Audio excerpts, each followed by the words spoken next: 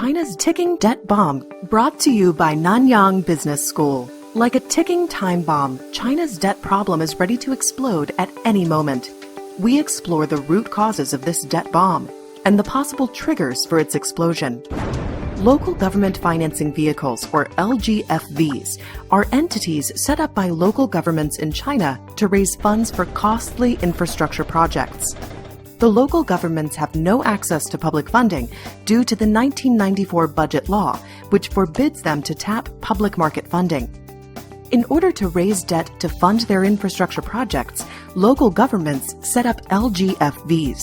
This led to the creation of the LGFV debt. The LGFV debt increased substantially after the central government implemented the fiscal stimulus package in 2008. In 2008, markets faced a global financial crisis, and China responded by setting a target economic growth rate of 8%. The central government introduced a 4 trillion RMB fiscal stimulus package that placed emphasis on infrastructural investment, large-scale engineering projects, and housing construction. 60% of this stimulus package was funded by local governments via the LGFVs.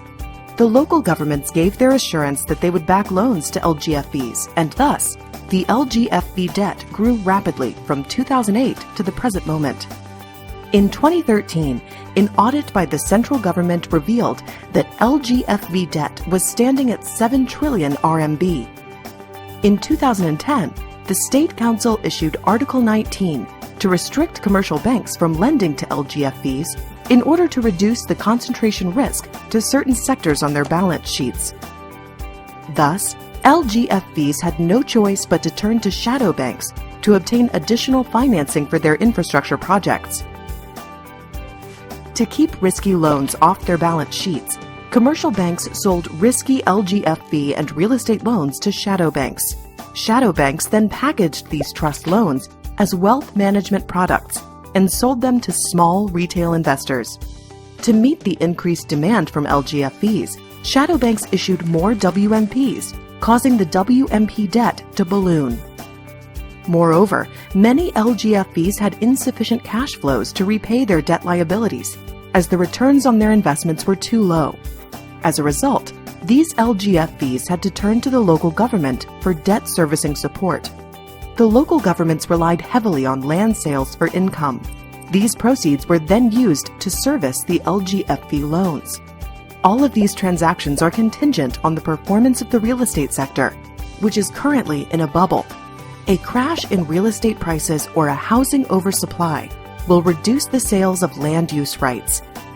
This will cause trust loans underlying WMPs to sour, triggering the explosion of the LGFV and WMP debt bombs. What can China do at this stage? The high target growth rate of 8% resulted in excessive spending. Thus, China should set sustainable growth targets instead.